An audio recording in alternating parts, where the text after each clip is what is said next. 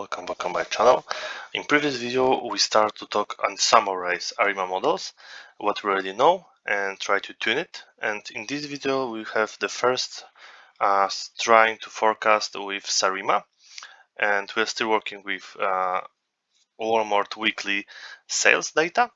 And let's start and ready how we can use code for creation of Sarima. So at the top we have importing, so how we can do it from stats model. Let's import Sarimax,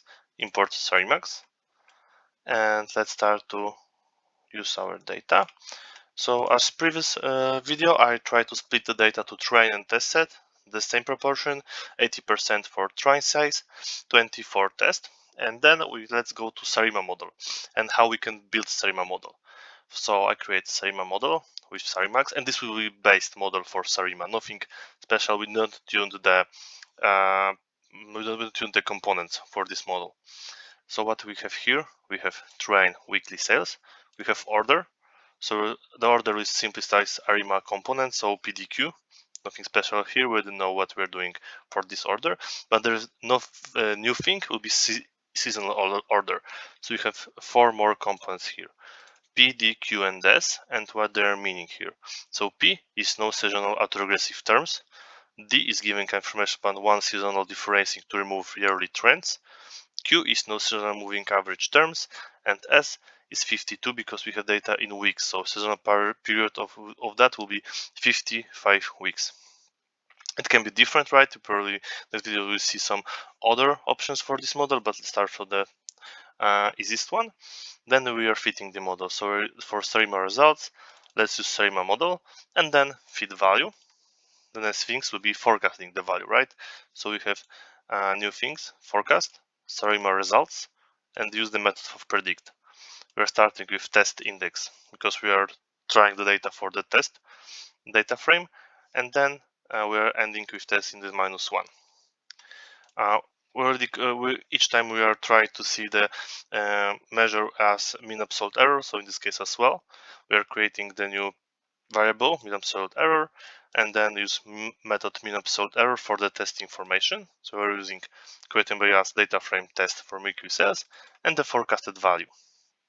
What can we really see? That data is much bigger than previous Sarima models. And last thing, let's plot the results to see how the forecast is working with our data set. For this reason, I use matplotlib as in previous videos. So we have figure type, we are plotting information, so we're plotting train test, and then we are plotting our new forecasted value, and I labeled it as Sarima forecast. Then we have title, simplified Sarima because we use, let's say, almost default values there, and X label, Y label, legend, grid, and show. PLT show just inform us that visualization will be showing. And what can we see? In green we see Sarima forecast. So in blue we see train data set. In orange we have train, and Sarima is in green. So what we can see that is much more working with seasonality and try to find seasonality, but in opposite side. So in test we are going up, and Sarima model is going down, and the same here. Here we have data is going up, Sarima as well, but in other weeks. And the last thing will be print the mean absolute error. So we're using variable mean absolute error here, and then we are plotting numbers. Plotting numbers two dots after the 2 numbers after the dots.